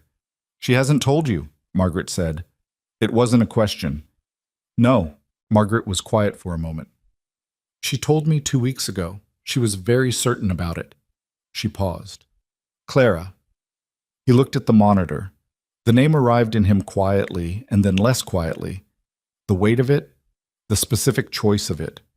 The woman who had knocked on his office door and told him the truth about the night Olivia had come to the penthouse and turned around. She knows? He said. Olivia called her, Margaret said, in December, to say thank you. A pause. Clara apparently cried for 10 minutes. He sat with that. You hurt my daughter very badly, Margaret said. Not accusatory, just plainly the way you state geography. I know. She is not a woman who forgives things easily, or completely. She looked at her daughter's sleeping face. She gets that from me. I know that too. Margaret was quiet for a moment. She's going to need help. The real kind. Not money. Not arrangements. Presence. She looked at him. The 10 o'clock kind. He met her eyes. I understand. Margaret nodded once. Then she settled back in her chair and looked at the monitor and said nothing else. At hour 12, Dr. Webb came back in. She checked the readings. She checked them again.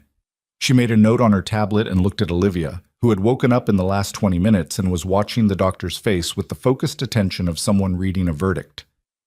The labor has stopped, Dr. Webb said. The separation is stable. We're going to keep you overnight for observation, and there will be strict rest requirements for the final weeks, but we are not delivering tonight. Olivia closed her eyes. When she opened them, she looked at Damien. He was already looking at her. She said, She's okay. She's okay, he said. She nodded. Something moved across her face, relief and exhaustion, and something else. Something that had been held at careful arm's length for months and was, in this room, with her hand still loosely around his, a little closer than it had been. Then the door opened. Not Dr. Webb, not a nurse. Ethan. He came in quickly and quietly, and the look on his face was the one Damien had been trained since childhood to register. Not panic. Ethan never panicked, but the compressed, careful expression of someone holding something in that needed to come out. He looked at Olivia. I'm glad you're all right. He meant it. Then he looked at Damien. Damien stood. Outside, Ethan said. In the hallway, under the fluorescent lights, with the ward noise moving around them, Ethan spoke quietly and quickly. Your father called Marco Caruso tonight, he said. 2 hours ago. I just found out. Damien went still. He withdrew the alliance offer entirely, told Caruso the family was restructuring internally and was not in a position to formalize new arrangements. Ethan paused. And then he called 3 of our longest-standing partners, Belmont Logistics, the Farrar Group, and the Whitfield Property Trust. And he told all 3 of them the same thing, that the organization is in transition, that decisions going forward will require dual authorization. He held Damien's eyes. Dual, meaning him and you, meaning nothing moves without your sign-off. Mir ist so schreienbein. Damien said nothing. That's not a concession, Ethan said carefully. That's a restructuring. He's formalizing you as co-authority, which means he's also formalizing you as co-responsible. Everything the family does from this point, every operation, every arrangement, every decision, is on your name too. Officially. He paused. He's not stepping back. He's pulling you in deeper. Damien looked at the wall. He's doing it because of tonight, Ethan said, because he knows you're in that room. He's saying, you want to choose her? Fine. But you choose her inside this family, inside this name, with your hands in everything this family does. He stopped. He's not letting you walk away clean, Damien. He's making sure that whatever life you build in Atlanta, it is built inside the Moretti organization, permanently, completely. And Olivia and your daughter live inside it too, whether she knows it or not. The hallway hummed. Damien stood very still and felt the shape of his father's move settle fully into him. The elegance of it, the cruelty of it, the way it used his own choice as the mechanism of the trap. He had walked into that hospital room to protect Olivia from the Moretti name, and his father had just legally embedded that name into every decision Damien would make for the rest of. He stood in that hallway for a long time after Ethan finished. The fluorescent lights above him did what hospital lights always do. Flattened everything, removed shadow, made the world look like a place where things could be examined without mercy. Ethan waited. He had the patience of a man who had spent 30 years knowing when his cousin needed silence more than counsel. Damien thought about his father, not with anger.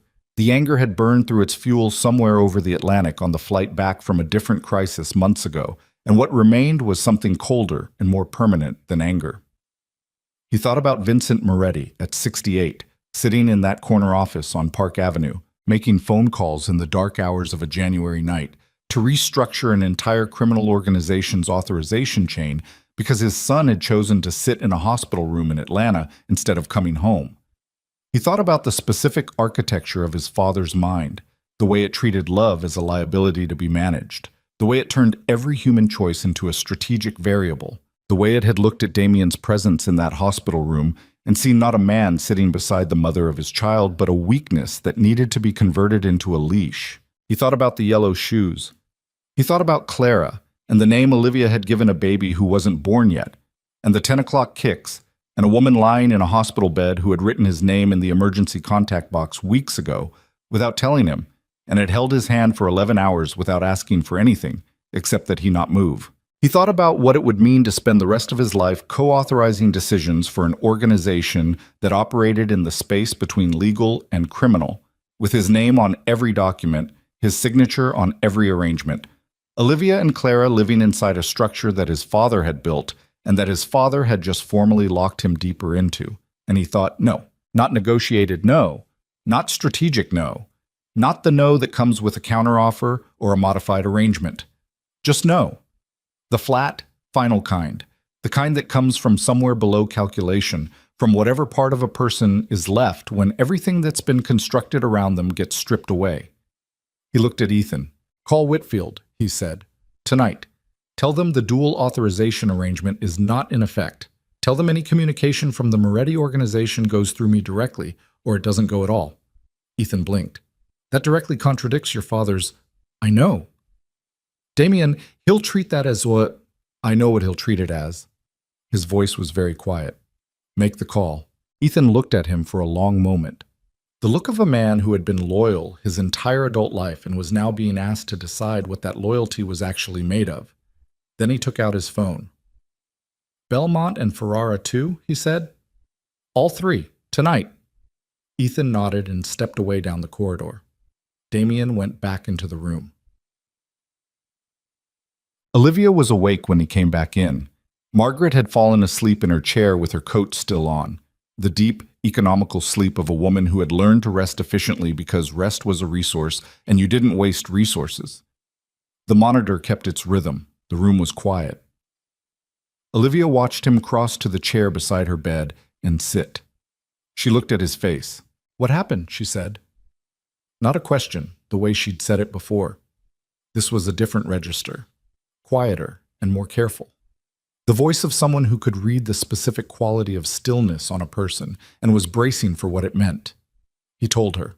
He told her about Ethan's call, about the dual authorization, about what his father had done with his presence in this hospital room. He told it plainly and completely without softening the operational details, because she had earned the full picture 3 conversations ago, and he was done deciding what she could handle. She listened. When he finished, she was quiet for a moment, looking at the monitor. He's very good, she said. Yes. He looked at you choosing me and turned it into a mechanism to bind you tighter. Yes. She was quiet again. Then, what did you do? I called it off. All 3 contacts. Tonight. She looked at him. What does that mean for the organization? It means my father and I have an open conflict tomorrow morning instead of a slow one. He held her eyes. I've been managing the slow version for months. I'm done managing it. Olivia looked at the ceiling. He could see her processing it, the full weight of what tomorrow looked like, what the version of his life he was describing would actually cost. You could lose everything, she said. Your position, the organization, the relationships your family has built for... Yes. That's not nothing, Damien. I know that. I need you to actually know it. Her voice had an edge in it, not anger, something more precise than anger. The voice of a woman who needed the man beside her to have counted the cost clearly before he paid it, because she was not willing to be the reason someone destroyed their life on an impulse and resented it slowly over years. I need you to know it the way you'll know it in 10 years, in 20. When it's not a hospital room and you're not running on adrenaline and it's just a Tuesday and you have less than you might have had. He looked at her steadily. I know it that way. Do you? I have been thinking about my father since I was 8 years old, he said, about what he built and what it cost him, about the version of a man you become when you treat every person in your life as a variable. He's brilliant, and he is powerful, and he has nothing. Not one person in that organization who is there because they want to be rather than because they have to be. Not one relationship that would survive the removal of the leverage. He paused. I have watched that my entire life, and called it strength because I didn't know what else to call it. I know what to call it now. She looked at him. I'm not walking away from everything, he said. I'm walking away from what he built. What I've built is different. Different partners, different operations, things I can put my name on in daylight. It's enough to live on. It's enough to build something real. He stopped. I'm not asking you to trust the Moretti name. I'm asking you to trust what I'm building instead. A very long silence. The monitor. Margaret's quiet breathing from her chair. Outside, down the hallway, someone laughed. A nurse, short and genuine. The sound of a person having a normal moment in an abnormal place. You're going to call your father tomorrow, Olivia said. Yes. And say what? That I'm separating from the organization's central structure. That my operations are mine. That he doesn't have co-authorization on anything with my name on it, and I don't carry co-authorization on anything with his. He kept his voice level. I'll offer him a clean separation. No conflict, no exposure, no leverage used against either side. Just parallel, separate. And if he doesn't accept that? Damien was quiet for a moment. Then it gets harder before it gets easier. She absorbed that. Clara kicks at 10, she said quietly. He looked at her. I need you to understand what you're signing up for, she said. Not the Moretti heir. Not the man who sweeps in and fixes things and then goes back to New York. The man who is there at 10 o'clock when she kicks and she can't sleep, and at 2 in the morning when she's sick, and at every appointment, and at every ordinary, unremarkable Tuesday that doesn't feel like a movie. She held his eyes. That man. That's what she needs. That's what I want to be. Wanting isn't enough. I know. He didn't look away. Give me the chance to show you the difference. She looked at him for a long time. Then she said, Move the chair closer. He did. She closed her eyes. He sat beside her and listened to the monitor mark the hours. Oshet. He called his father at 8 the next morning from the hospital parking lot. The January air was sharp and the sky was that particular pale gray that precedes real winter light, and he stood beside the rental car with his coat buttoned and his breath making small clouds and waited for Vincent to answer. Vincent picked up on the third ring. No greeting. I know why you're calling, his father said. Then I'll be brief. Damien kept his voice even. I'm separating my operations from the family structure. Clean line. Nothing shared, nothing crossed. You keep what you built. I keep what I've built. No conflict. A silence. You're doing this from Atlanta, Vincent said. From a hospital parking lot, I assume. Yes. While she's still in there. She was discharged an hour ago. She's fine. The baby is fine. Another silence. Then, unexpectedly, his father said, Good. Just the word. Flat. But something underneath it that Damien filed away. The dual authorization was a move, Damien said. I understand it. It was a good one. But it's done. The contacts know. There won't be confusion going forward. You think I'll accept this? I think you're practical enough to accept a clean separation over an open conflict that costs us both and benefits nobody. A long pause. The Caruso Alliance is your business, not mine. Do what you want with it. And the girl. Damien felt his jaw tighten. Her name is Olivia. And Olivia. His father said the name with something that was almost effort, not warmth, but an attempt at precision, the adjustment of a man being asked to reclassify something. She stays in Atlanta. For now, yes. And my granddaughter. The word landed differently than Damien expected. He heard something in it, not sentimentality. Vincent Moretti was not built for sentimentality, but something that lived in the same region. An acknowledgement. The reluctant registration of a fact that had emotional weight, regardless of how inconvenient that weight was. Her name is Clara, Damien said. Silence. She's not born yet, Damien continued, but when she is, that's her name. He heard his father breathe. Once, slow. I won't have interference in their lives, Damien said. From you or from anyone in the organization. That's the line. Everything else, the operations, the structure, the business, we can negotiate the details. But that line doesn't move. A very long pause. The Whitfield group will want a formal letter, Vincent said finally, clarifying the structure, which meant yes, not gracious, not warm, just practical and final, the way his father accepted everything, by treating it as an operational matter once the emotional battle was lost. I'll have something drafted this week, Damien said. See that you do. He almost hung up. Then he said, Father. What? A pause.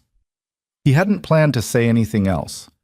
But standing in the parking lot with his breath clouding and the pale sky overhead, and Clara somewhere in a hospital building behind him, with a heartbeat that had been strong and consistent all night, he said, You could meet her, when she's born, if you wanted to. The silence this time was different from the others. We'll see, Vincent said, and hung up. Damien stood in the parking lot for a moment longer. He looked at the sky. He thought about the word will and what it contained. Not a yes, not the warmth that a grandfather was supposed to offer, but something. And he decided that something was enough to work with, and that he would not require it to be more than it was, and that some distances close slowly if you didn't force them, and not at all if you did. He went back inside.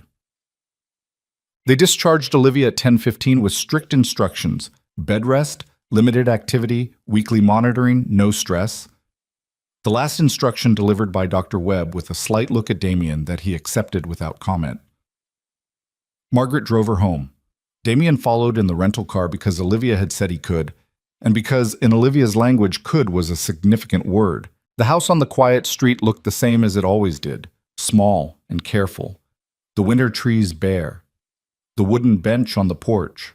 Margaret pulled into the driveway, and Damien parked at the curb, and they got Olivia inside and settled on the couch with blankets and a pillow and the remote control and a glass of water and the particular efficiency of women who knew how to run a domestic crisis without ceremony. Then Margaret said she was going to the grocery store and looked at Damien and said, 1 hour, which was not about groceries. She left. The house was quiet. Damien sat in the armchair across from the couch, not beside her, giving her the space of the room, and they sat in the first real silence they'd shared since the hospital that wasn't occupied by medical machinery. Olivia had her hand on her abdomen, the absent, present gesture of a woman who had been doing it for months. She was looking at the window. The winter light came through flat and gray and made everything in the room look considered, like a photograph of something rather than the thing itself. I owe you something, she said. He waited. I've been treating the last 6 months like a math problem, she said. What you did wrong and what it cost and what the variables are now and whether the numbers add up to something I can justify. She stopped. And the numbers do add up, actually. That's the thing. You've shown up in every way I asked you to and several I didn't, and you drew a line with your father that I know cost you, and you sat in that chair for 11 hours without asking me for anything. She paused. The numbers add up. He said nothing. But I've also been using the math as a way to not feel anything, she said. Because feeling things it's harder. It's scarier. Because I was very sure about you once, and then I heard 15 words at a dinner table, and I wasn't sure about anything anymore, including myself. And I don't know how to be sure again without also being afraid of what it costs if I'm wrong. You might be wrong, he said, quietly. I can't promise you won't be. I can promise I understand what it costs if I'm wrong, and that I won't let myself forget it. She looked at him. I'm not asking you to stop being afraid, he said. I don't want you to. The fear is, it's honest. It comes from something real. I want you to be afraid and come toward it anyway, and I want to be someone who makes that worth it over time." He paused. "That's all I've got. I don't have a better argument than that." She looked at him for a long moment. Then she said, "There's a room at the end of the hall. It was supposed to be a study, but my mother doesn't study anything. It's empty."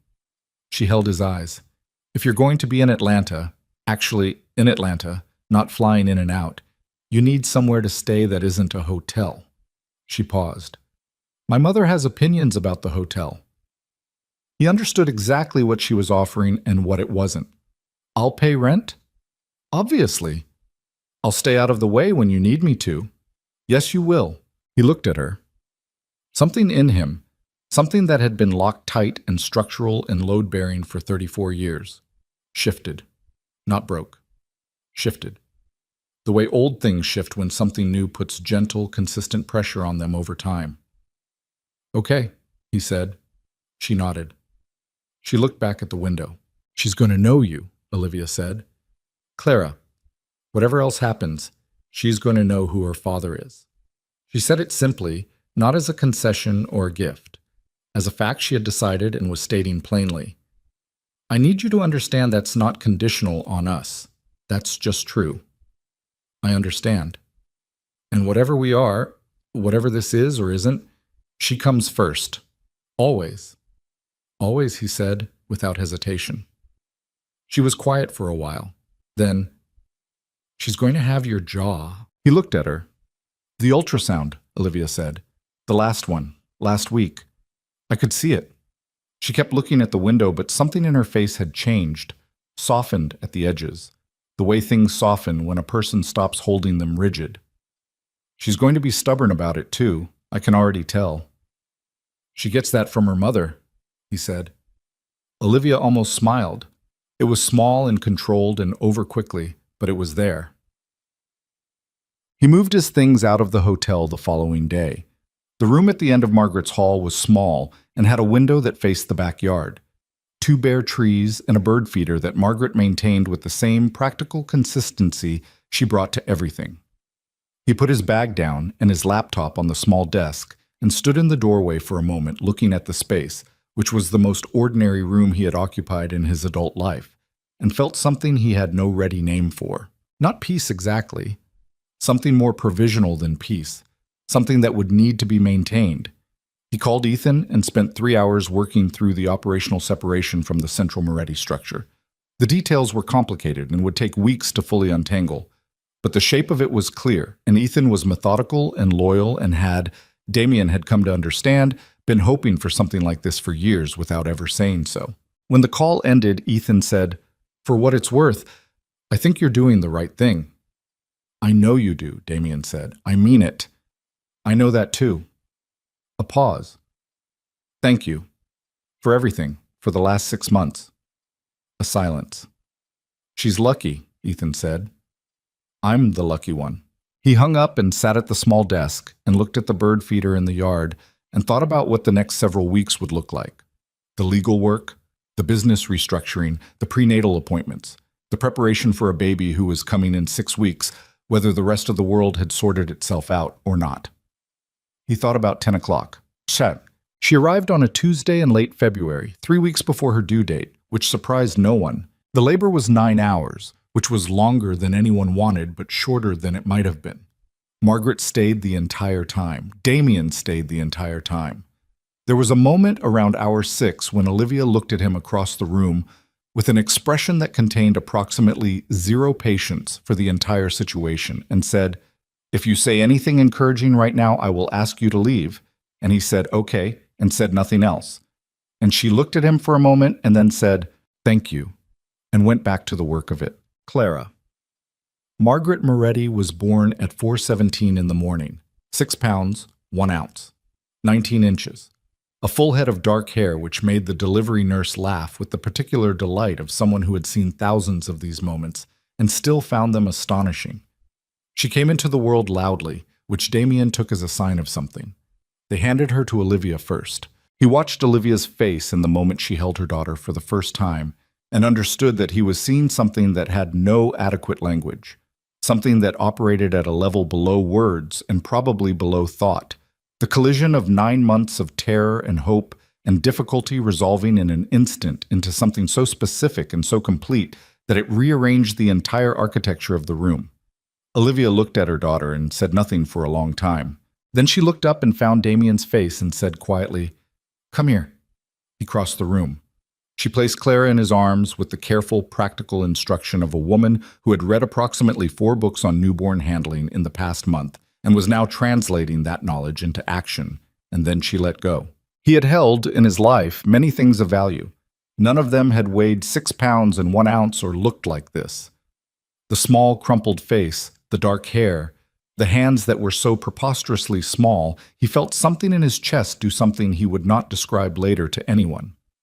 She moved in his arms, a small, ancient movement, the instinctive search of a new creature for warmth, and he adjusted his hold without thinking, and she settled. He stood in the delivery room at 4:20 in the morning in Atlanta, Georgia, with his daughter in his arms, and the feared Moretti heir, and the ruthless operator, and the man who had learned to function in rooms where terrible things were decided quietly and efficiently was simply gone.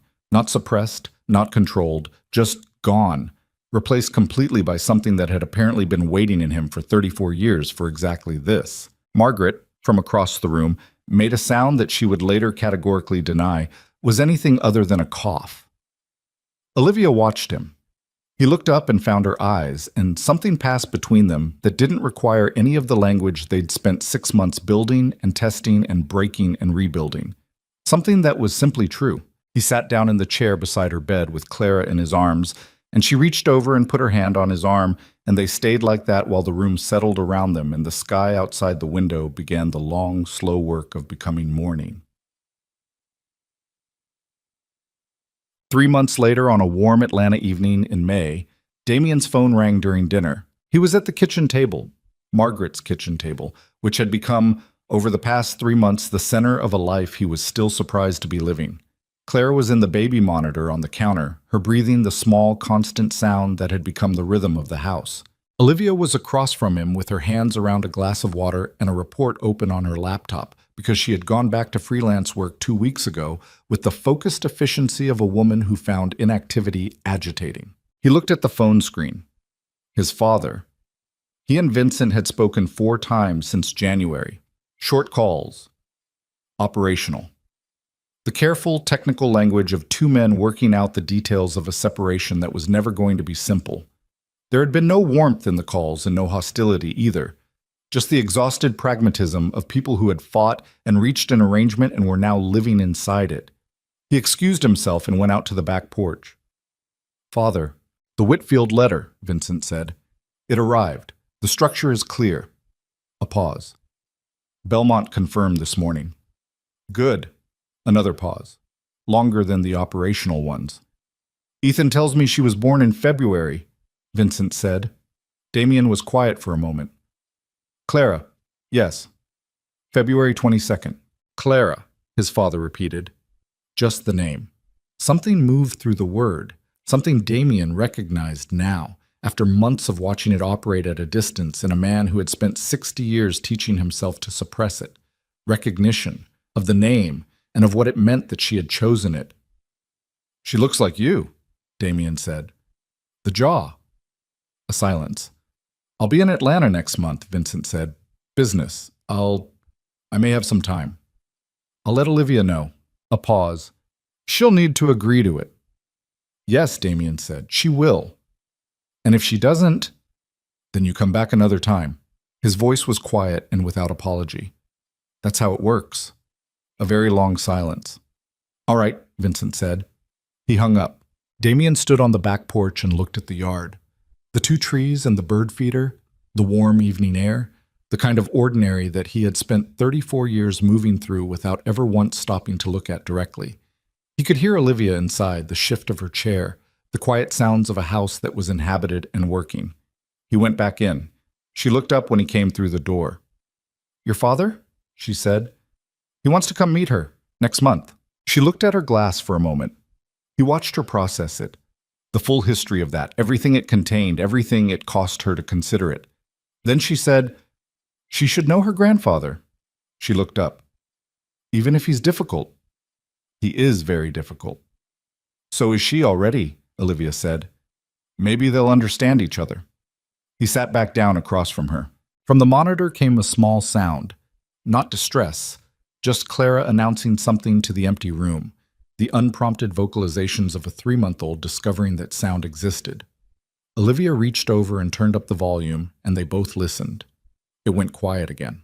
Damien looked at Olivia across the table, at the woman who had walked out of his penthouse with $42 shoes in her purse and rebuilt her life from scratch, and carried a daughter alone through months of fear, and had never once asked him for anything she hadn't decided he'd actually earned, and thought about the long distance between who he had been and where he was sitting, not arrived. He understood that. Not finished, not resolved, not the clean ending of a story that didn't have one. Just here, in this kitchen, at this table, with the monitor on the counter and the warm May evening coming through the window, and everything that needed to be built still in front of them. "Come home, Damien." That's what she had said, in the version of this story he had imagined when he was still in New York. The door opening, the fairy tale closing. What actually happened was quieter and harder and more real. What actually happened was a Tuesday night at a kitchen table with a baby monitor and a freelance report open on a laptop, and the leftovers from dinner still on the stove, and Olivia saying, without looking up from her work, "Clara's going to wake up in about an hour. Can you take the first one?" "Yes," he said. She turned a page. He cleared the dinner plates. And outside, the spring evening settled over the quiet Atlanta street, where a girl named Clara was sleeping in a house that was still being built, not from stone or money or the name on the door, but from the daily, unspectacular, irreplaceable work of two people who had broken something between them and were choosing every ordinary day to build something better in its place. That was the story. Not a fairy tale. Something stronger,